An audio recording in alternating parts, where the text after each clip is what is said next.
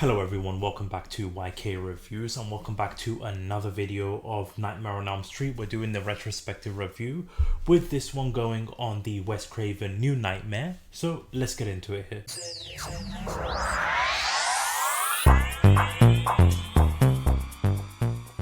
Now, when it comes to this movie, it's taken on a completely different tone, vibe from the previous movies. It's more of like a real life kind of scenario, similar to like Scream, which ironically Wes Craven did create later on. So you've got like a very meta type of horror movie, slasher movie with Freddy Krueger. You've also got the return of Heather Langenkamp, but she's playing herself, not playing Nancy Thompson. So a very unique take, and I'll be completely honest with you, a huge improvement from the previous one, because that one really was a complete nightmare, and no pun intended when it comes to that.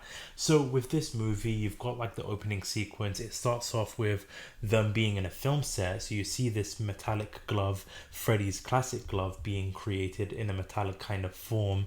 The glove just goes crazy and starts killing people on set, with Heather, her boyfriend, and her son all witnessing this as well. However, this was basically all a dream. So Heather wakes up to this nightmare, but she's waking up to this earthquake that's taking place. I can't remember what state. I think this was in Hollywood, but I can't remember off the top of my head exactly where she's like based on. But she's living in this like big mansion, like an earthquake is going on, and this is a resulting occurrence in the area that she's living in. Lots of earthquakes going on around, and we kind of get like a little glimpse into Heather's lifestyle. So like we see her and her boyfriend, we get a little glimpse of like the kind of lifestyle that she's leading, because we see a little like nice little nod to the first movie where she comes downstairs, she sees her son watching the first movie. A really great scene there, because even when she turns it off, she doesn't want him watching that. He just goes absolutely batshit crazy, just starts screaming. And I won't lie, this is like a regular occurrence throughout the whole movie, with this kid just screaming like a maniac. And we also find out that Heather is getting this stalker, so he's calling her. You get this kind of basically sounded like this guy right here and this guy right here, Ghostface, singing the 1-2 Freddy's Coming For You song. We come to find out that later on that he sent letters to this person. Like, he's really hammering home his stalking abilities to Heather here. But once again, we're just continuing, like the focus is showing off Heather and her, again, her like lifestyle, her celebrity persona. She's going to like these movie set interviews. One of the like the main plots of the movie is that you've got Wes Craven thinking about making a new movie, a new Freddy movie, because that's what audience wants. He wants Heather to return to the franchise, to the movie itself. She's doing this interview with this character. Honestly can't remember the name off the top of my head, but as she's doing this interview, you've got Robert Englund returning, dressed up as Freddy Krueger, doing his whole Freddy Krueger persona here, while just teasing it.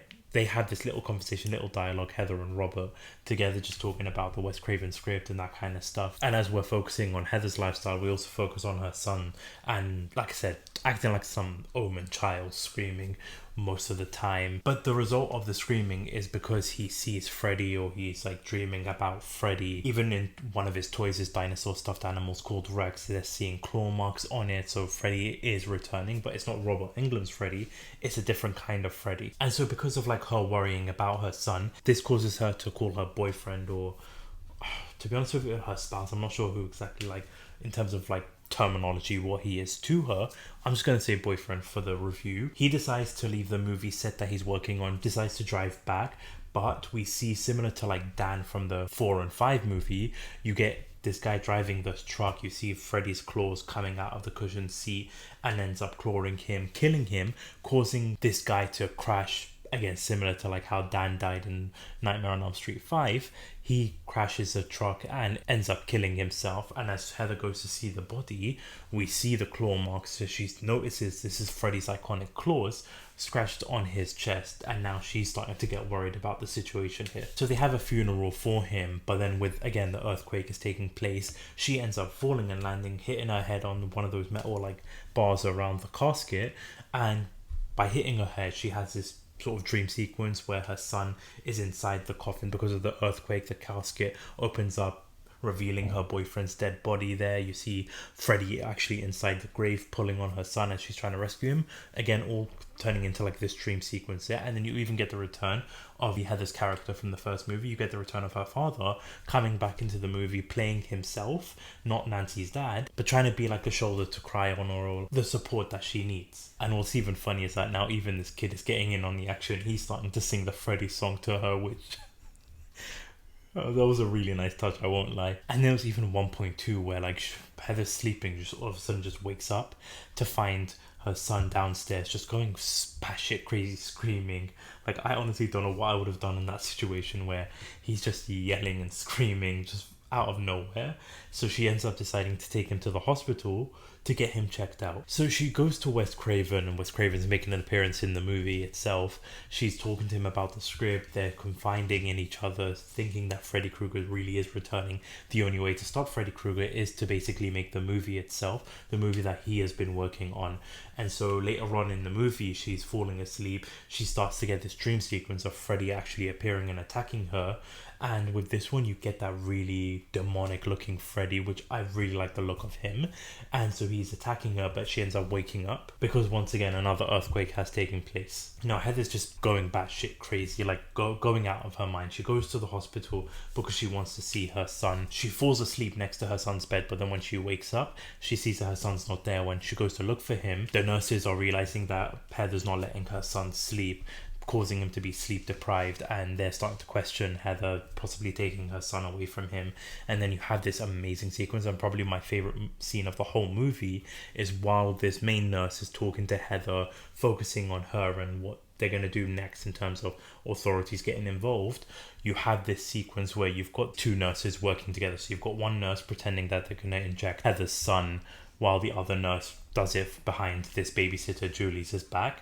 Now, Julie did appear throughout the whole movie, as she's the one that's taking care of Heather's son while Heather's off doing her own thing in terms of like her Hollywood career and stuff like that. But then once she realizes that they tricked her and they injected Heather's son, she punches the nurse right in the face. Like, that was a brilliant sequence. But then he falls asleep. He starts dreaming of Freddy. Freddy starts stabbing Julie, the babysitter. He starts attacking her, stabbing her, dragging her across the room, basically doing how Tina died in the first original movie. So a lot of nods to the original movie, but you've got Julie getting dragged across like the wall, or you see the blood going from the wall to the ceiling. A really nice death.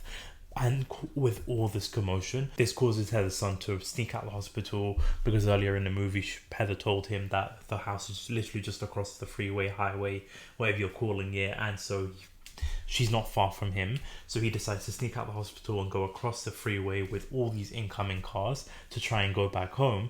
And you get, while it, like I said, visually, in terms of visual effects, not that great, but just an awesome sequence of you've got Heather and you've got her son crossing this freeway with cars coming in. You've got, at one point, Freddy just starts picking up the kid and he's just like hanging there. It looks absolutely bad when it comes to, like I said, visual effects, but it just looks so entertaining just seeing that whole sequence. And then Heather gets run over by the car. She's still trying to make her way, jotting her way along to the house. Once she does arrive back into the house, her father, her dad, the one that plays Nancy's dad in the original movie, comes to her aid, tries to find out what's going on, only to then all of a sudden we're back into Nightmare on Elm Street Part 1 with him playing Nancy's dad, her pretending having to be Nancy. So Heather goes back into the house. She goes to her son's room, goes under the bed sheet, and ends up going into this temple. It's a temple that you'll probably find in the Indiana Jones movie. So she's there. She actually sees the script of the movie itself. She finds her son, but then Freddy comes and attacks them, but she ends up shoving an eel inside his nose,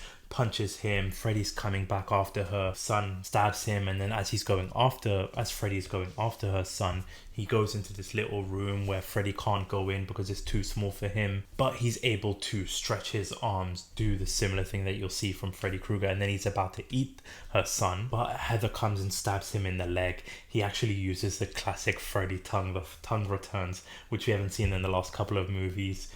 His tongue literally wraps around her face, but what her son does is he stabs the tongue, splits the tongue in half, and he's sort of just got like a lizard tongue now with Freddy Krueger, which Probably my favorite tongue sequence in the franchise, I gotta say. But they end up locking him in the room that he couldn't fit in before. He ends up inside there, and they turn on the furnace, and the room just starts exploding, burning. Freddy ends up burning, and honestly just turns into like a devil and just ends up just burning himself, killing off Freddy Krueger, eventually blowing himself up. And you get that end of the movie where they come out of the bed, they fly it back into reality, back into the house, as they see the script of the movie being written with Wes Craven's little message there, closing off the movie itself. And honestly, I gotta say, like, as much as I did have a great time with this movie, very meta when it comes to like the horror movie slasher movie, and a complete different shift when it comes to the previous movies, I felt like the runtime was just a bit too long, because the movie itself was about an hour and 54 minutes, something like that, close to 2 hours.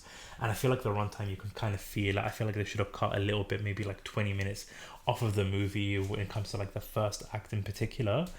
But also Freddy just wasn't used enough. Like, you see him in a couple of scenes here and there, but then mostly towards the third act. And I wish that we got to see more of Freddy, because that's more of like the front and center of it, but we didn't really get too much of that in the movie.